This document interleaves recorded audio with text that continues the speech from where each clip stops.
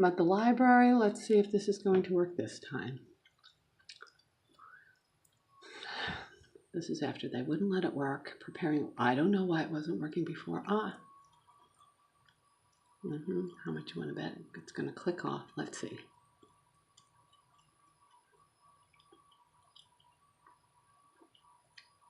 Diagnosing my PC. Diagnosing my PC is somebody else is on it.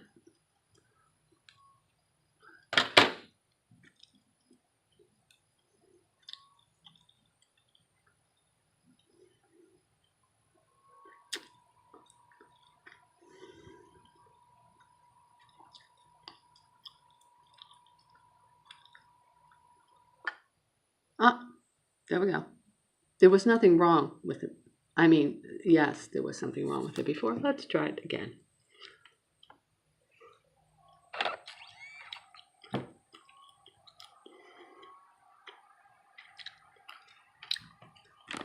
I mean, it was working. No, it's not.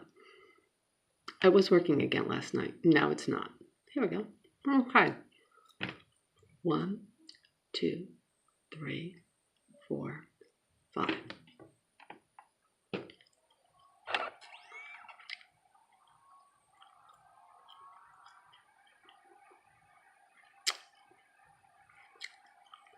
It was working.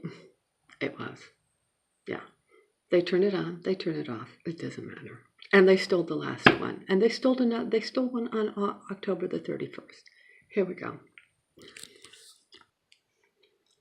Okay, it's going again. What they don't want is the school district to get it. According to the judge, I had a statute of limitation of November the 11th, which would have been 11/11/2, which is basically my first name, my birth date, and my full name. I'm 2 Master 11s and a 2. I thought that was very interesting, but having said that, I believe the statute of limitations actually goes further.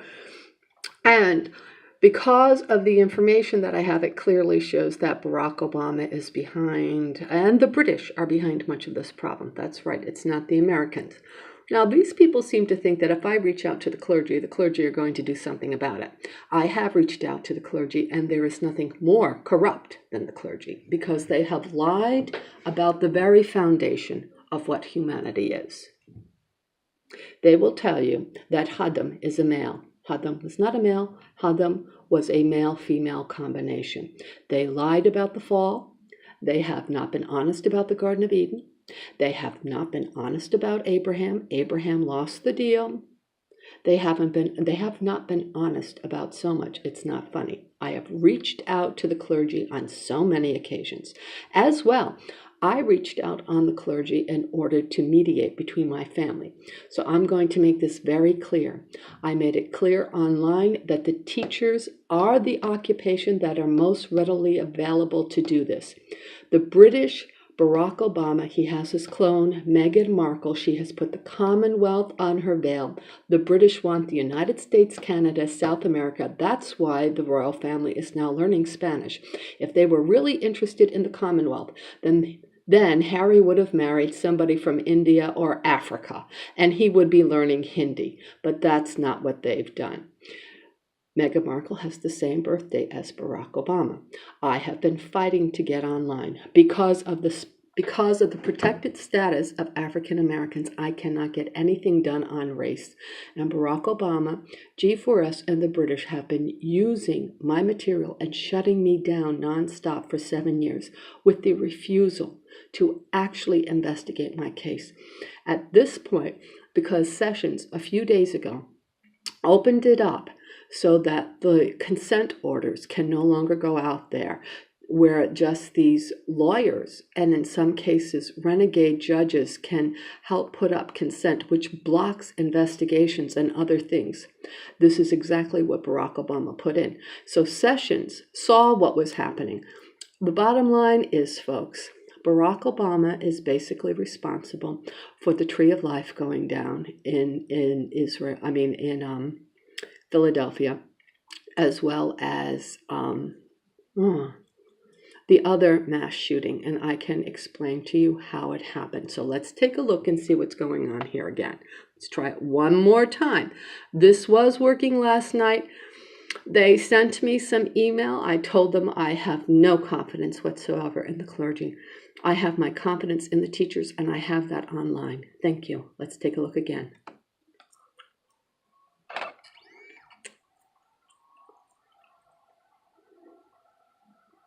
Let's see if that will do it.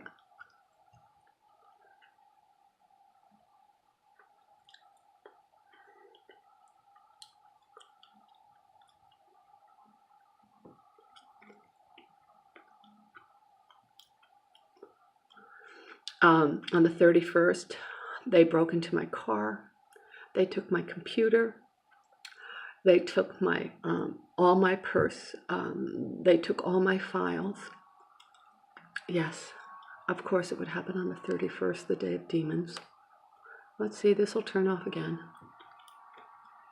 Maybe not. It sounds like it's heating up.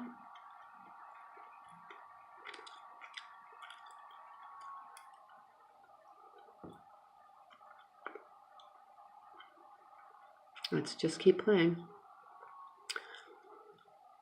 I'm so sorry I'm chewing gum while doing this. I apologize that you're hearing it. You can see the miracles right online. I'm going to take a peek. I'm going to leave this running to see what happens here.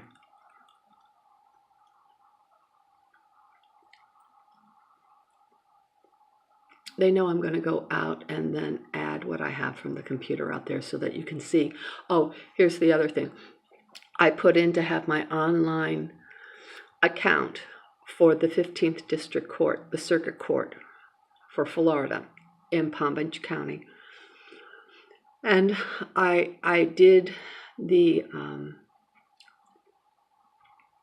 I was able to log in to the link that they sent to my Gmail account, but the one that they sent to my AOL account, they didn't even send a full link, and no one has responded to it. So I'm going to put this on pause, and we're going to go out to the library and look in that so that you can see the games that these people have been playing. Thank you. And then I'll contact the court. I just heard something. We'll see what happened. Maybe.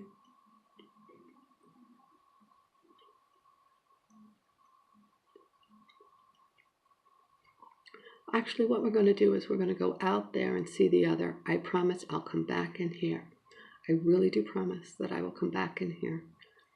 And I haven't turned this off, and we'll see if it went on. All right, let's go see. If not, I'll be contacting the clergy. Oh, look at that. Okay. Maybe it's the notion that I'm going to go out there and actually contact the clergy. No, I don't want to contact the clergy. I'm tired. They have just hurt me and hurt everyone so much. It's not funny with their false paradigms. And I have to say, the academics and the business people, they have allowed this to happen. No? Well, that's not right. I'm going to start it. Hold on, please. I guess we'll put you up here.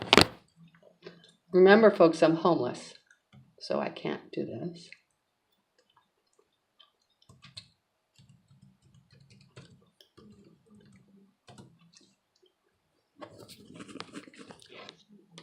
And I guess we're going to put this online soon. Let's see what happens. I'm going to put you on, well, no, I'm afraid to put you on pause because that's when they turn off the computer and we start this whole thing again, except I have no witness.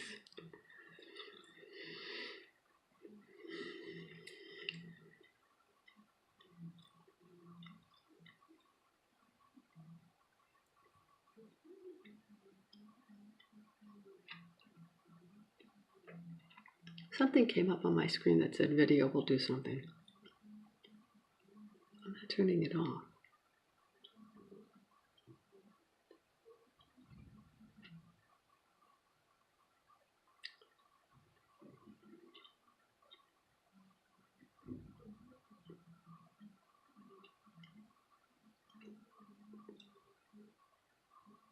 See, it would really, as soon as I walk away, it would like to turn itself off.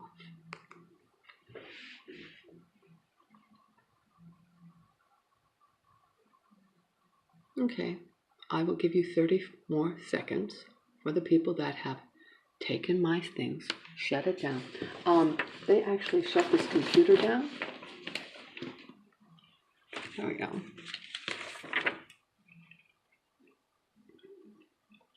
Hold on.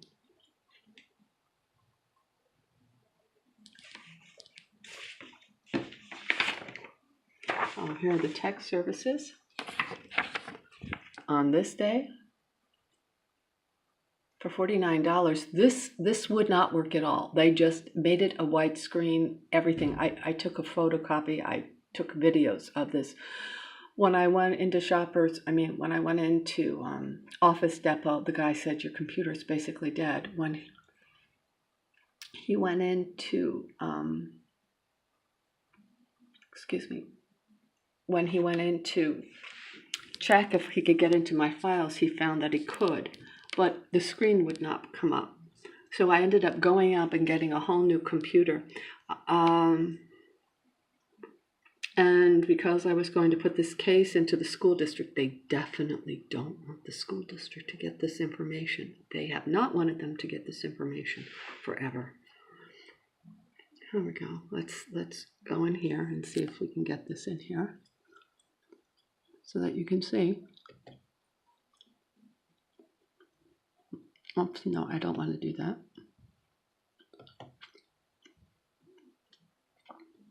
I'm so afraid of turning this off because that's when they turn this off and then we can't see what's going on.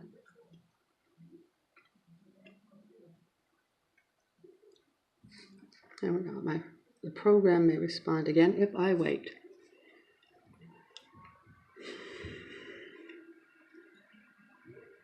I'm sorry, I'm chewing gum.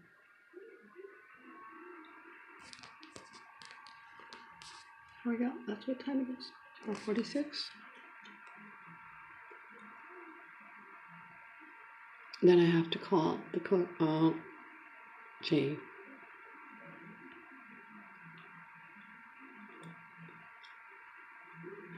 Well, again.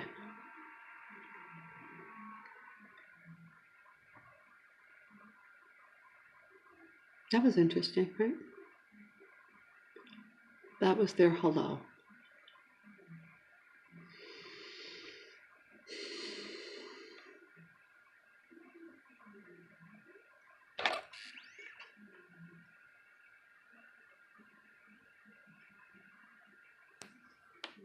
All right, let's turn this off.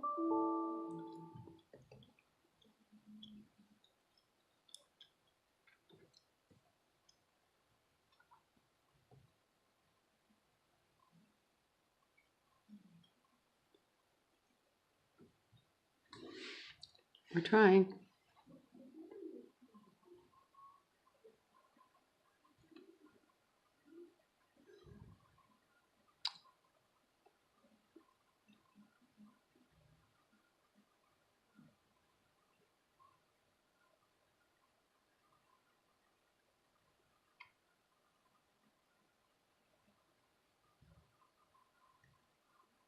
Oh, it says I do not have the internet.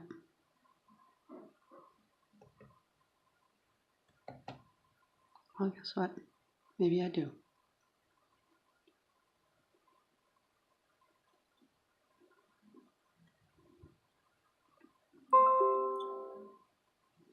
I don't want to see these things. Don't you just...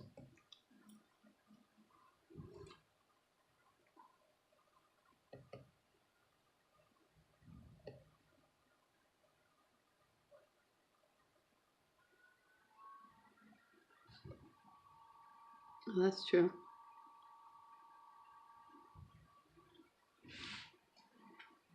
Well, let's see if we can get into AOL. Maybe.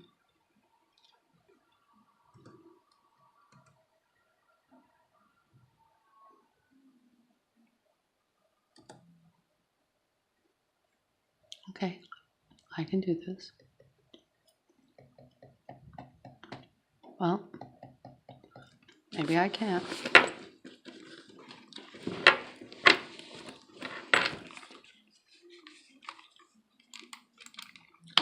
Well,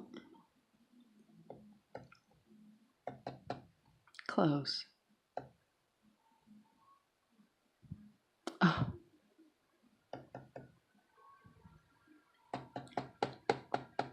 Well, that's nice. I'm trying to tell this thing to come down, and it will not.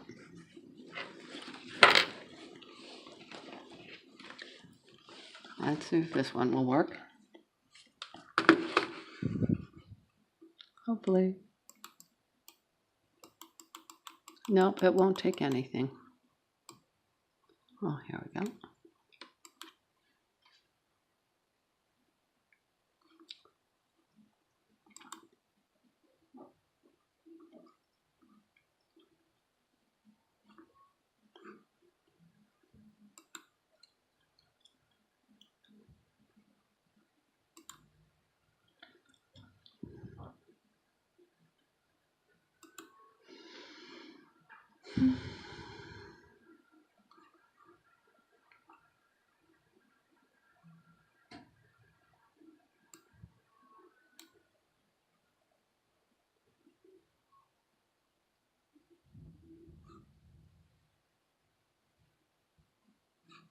No, we don't want to do this right now.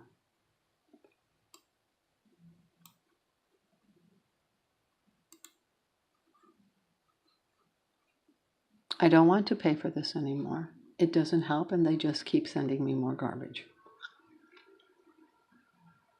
Hold on, let's put you on pause. Oh, watch, that's when they'll turn it off. Okay, let's see. Here is my Support My Florida. I sent this to them on Thursday at 8:59. I have not received anything from them. You see this? There is no hyperlink.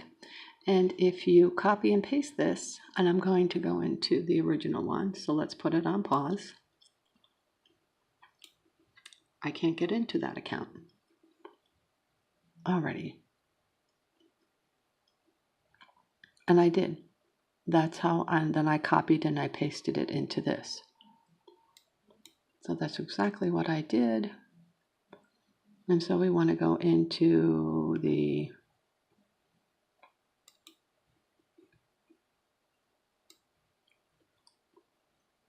that's actually not the account. It isn't actually that one. So let's go to Thursday. I have to go into Thursday and you'll see what it looks like. Okay, here is the original that went into the AOL.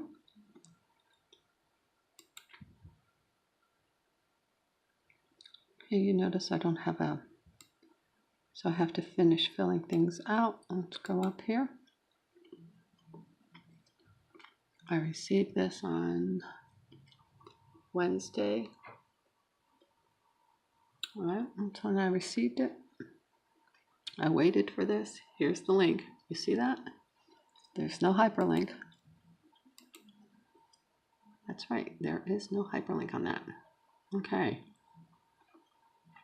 And the only way I can do it, so I clicked on that and then I copied and pasted and clicked on that. Now let me show you. You cannot get into this.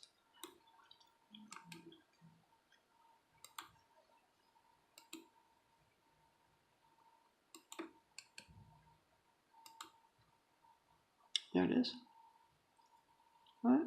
Let's see what happens. I'm going to hit enter.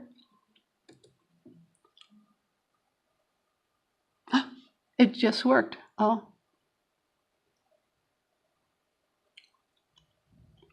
It just worked. It didn't work. It did not work the last time. Yay! It just worked. Okay. Good.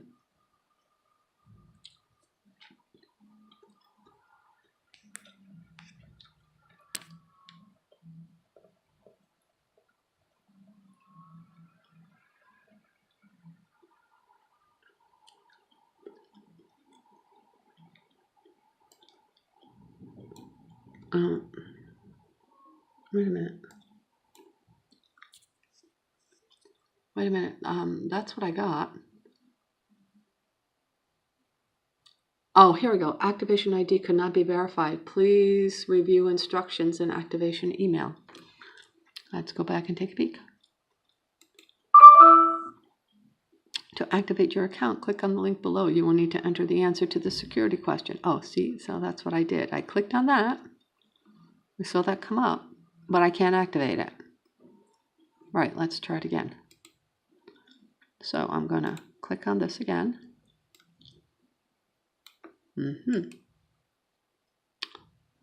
Copy.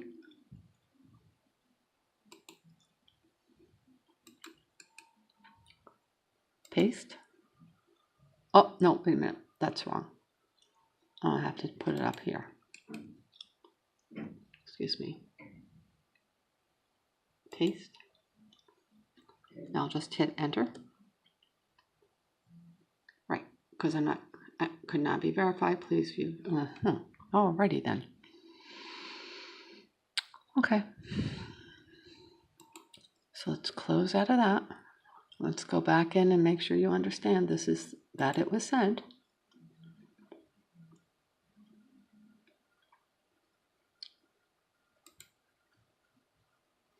See, I did send a copy of it on Thursday at 8:59 a.m. so that I could have gotten in there.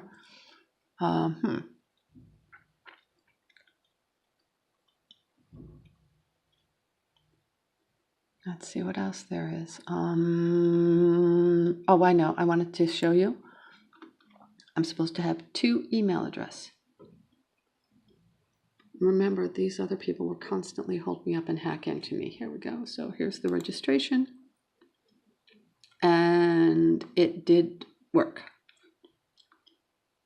Let's see. Newer. There we go. See, there's my activation code.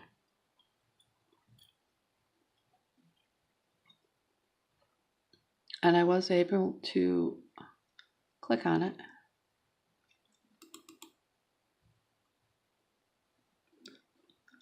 Oh yeah, this is a problem. Okie dokie. Alrighty. Okay. Very good then. Not good. Yeah.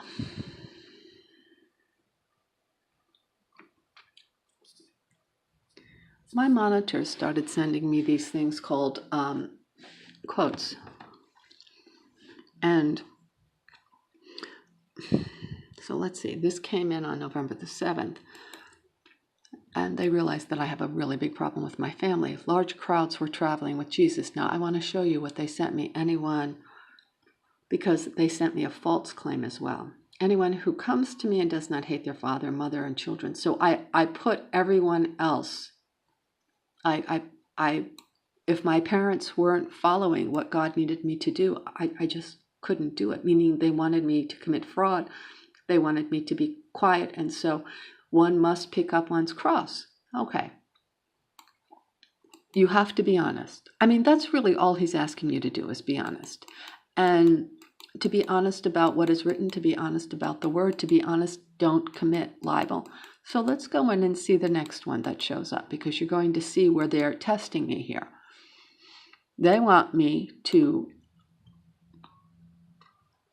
the story, as far as they're concerned, it's about research, and it's the story, the sunlight. They want to prove that the sun is really the one that they're really in contact with thing. And they're not. It's not about the sunlight. Today's verse. Now the tax collectors and sinners were all gathering around, but the Pharisees and the teachers of the law muttered, "The man who welcomes sinners and eats with them, and when he finds it, he joyfully puts on his shoulders." Now this made almost no sense whatsoever. So if you go into the scripture, you're going to see where it doesn't make much sense. We're going to look at 15, at the 15th. Let's put you on pause. Now, they tested me on this because if you look at this, it's not in the order, quite in the order that they did this. And they wanted to know, why was he able to go and eat with them? And I explained to them, he is allowed to go and eat with them once. They want me to say, and I've told them, that you cannot just keep sitting down and eating with people that engage in sexual sin or sin. And I said, look, you go down and you sit down and you eat with them once, because I told them they cannot continue to do what they're doing in Africa. They cannot continue to do what they're doing here with homosexuals, with transsexuals. They want to keep reaching out to these people that are doing things wrong, and they are costing you a fortune. I will explain that to you. But it doesn't matter what kind of sin it is. So here it is, tax collectors. Now, sitting down and talking to the tax collectors, if he can get them to come back, that's great. But the other thing about sitting down with tax collectors is they were taking exorbitant fees for many people, and they were destroying them. So while he was sitting down there and he was eating, he was also not just preaching about the kingdom of heaven, he was talking about what needed to happen for the people that they were taking things from, and to ask them to be reflective. Now, at that point, let's take a look, because this is happening in the Pharisees. The Pharisees are hanging out not in Nazareth, where he is really living. He spends very little time. Jesus spends very little time in Jerusalem. So all of this is happening during a short period of time for a couple of weeks, or when he comes down for certain high holidays. And this is the only time this is happening. Jesus is there on a mission. He's there to reach out as many as he possibly can. But he doesn't keep going back and having dinner with the same group of sinners. He said to you, put out your word, say it nicely, and if it doesn't work, then shake off the sand from your feet and move on. All right. What you keep doing, and what everybody here keeps doing, is you keep sitting down and eating from the same problem. This is a problem. Okay? Now, I am still eating with my family. This is correct. I'm going to use the sins of my family to help free others. This is what's going to happen. So their incest, their adultery, all those other kinds of things, I'm putting it on the table to help be a pump for everyone else. There we go. So let's come back here. So that's how I'm putting them into the tree of life. So let's click out of this one. Let's go back. Take a look at the AOL. All right, let's go up. Oh no, actually I don't want to do that.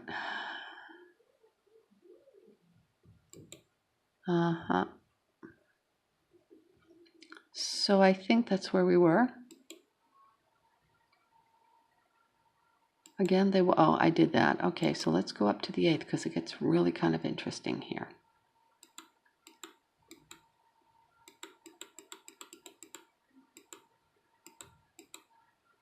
This is a make-believe person. This is somebody that I know, but they hacked into their account, like they have already. Gordon Peters, partner. You'll see the other. Where's the Bible? Okay, so here we go. You're going to find some interesting stuff now. Again, they want it to be about the sunlight, like they're going to trick me. And see, they came up with the same thing. So he does 2 at a time because they really want me to think about it. So then I have to really sit down and think about what they're trying to ask me. And I have to teach then, because the church hasn't been teaching right.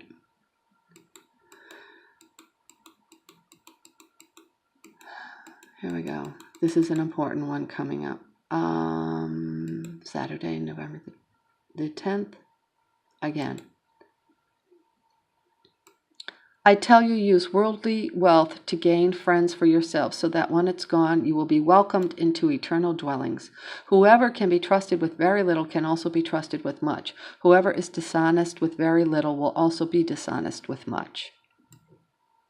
So, if you have not been trustworthy in handling worldly wealth, who will trust you with true riches? Well, this is important, because if you're not trustworthy to God, this is important. So let's go back and see, because this has been, and they're telling me, this is what they're dealing with in order to have people go in and commit fraud with worldly things, okay? And that you're just supposed to make your friends use worldly wealth to gain friends for yourself, so when it's gone, you can be welcomed into the eternal dwelling. So this is in part also where, I want to think of his name, the Presbyterian, Knox, came into believing that the wealthy, it was a sign that they were going into eternal dwellings. Okay, so let's go back in and take a look at it, and I'll explain it to you. This is Luke 16.